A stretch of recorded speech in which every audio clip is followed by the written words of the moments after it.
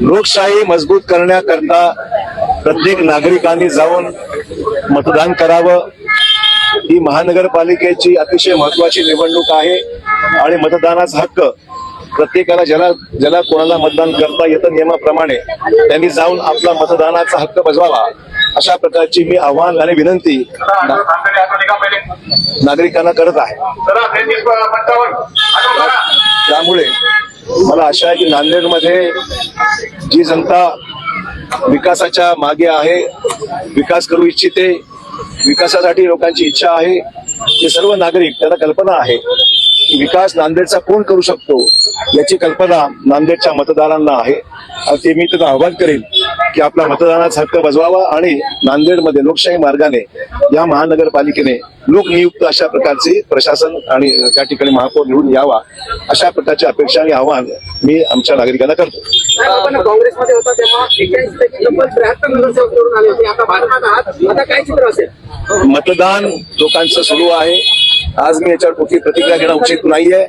मी एवढंच आवाहन करतो की मतदान करा आणि जो विकास करू शकतो त्याच्या मागे भक्कमपणे उभा राहा। 29 महापालिकेचं मतदान सुरू आहे, किती ठिकाणी भाजप यावेळेला सत्तेत? मी आता आज काही निर्बंध आहेत, इलेक्शनची काही आचारसंहिता आहे, 29 ठिकाणी मतदान सुरळीतपणे चालू आहे आणि मी सर्वांनाच विनंती करेन की आपण जाऊन मतदानाचा हक्क आपला बजवावा आणि लोकांना जे आपल्याला पक्ष आवडतात, जे विकास करू शकतात, अशाच पक्षांना आपण मतदान करावं आणि लोकशाही अधिक सुदृढ आणि मजबूत करावी।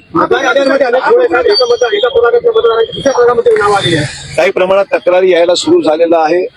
मी निवडणूक आयोगाला विनंती करेन लोकांची गैरसोय होऊ नये, अशाच पद्धतीने लोकांचे मतदान केंद्र असावं, याद्यामध्ये काही तक्रारी पाहावं, कारण की या गोष्टी दरवेळेस काही ना काही प्रमाणात घडत असतात। आगामी येणाऱ्या जिल्हा परिषद निवडणुकीमध्ये सुद्धा असंच काही घडू नये याकरता निवडणूक आता ते किती तक्रारी आहेत, किती स्वरूपाच्या, त्या तथ्य किती आहे हे तपासल्याशिवाय कॉमेंट करणं उचित राहणार नाही। पण कमी जास्त प्रमाणात तक्रारी ऐकू येऊ लागलेल्या आहेत। मला वाटतं की त्याची दखल संबंधित रिटर्निंग ऑफिसरने किंवा निवडणूक निर्णय अधिकाऱ्यांनी घेतली पाहिजे। विकासात्मक कामं करणारे, ज्याचा अनुभव आहे, विकास नांदेडचे करू शकतात, अशाच पक्षाचा महापौर येईल। विष्णुनगर येथे दुर्घटना घडली आणि त्यानंतर त्या ठिकाणच्या नागरिकांनी मतदानावर बहिष्कार टाकण्याची भूमिका घेतलेली आहे। प्रशासनाकडून काही तसं कसं आहे, मला एवढं सांगायचं, कालची जी काही दुर्घटना घडलेली आहे त्याच्यामुळे आपण मतदानावर बहिष्कार करणं उचित नाहीये। आपण लोकशाही मार्गाने आपल्याला निवडणूक लढवून त्या ठिकाणी मतदान करूनच आपला प्रतिनिधी निवडून आणला पाहिजे। कालच्या घटनेची संपूर्ण चौकशी केली जाईल, त्या आयुक्तांनी मान्यही केलेलं आहे आणि त्यामुळे चौकशीप्रमाणे जे निष्पन्न होईल त्याप्रमाणे कारवाई करण्यात येईल।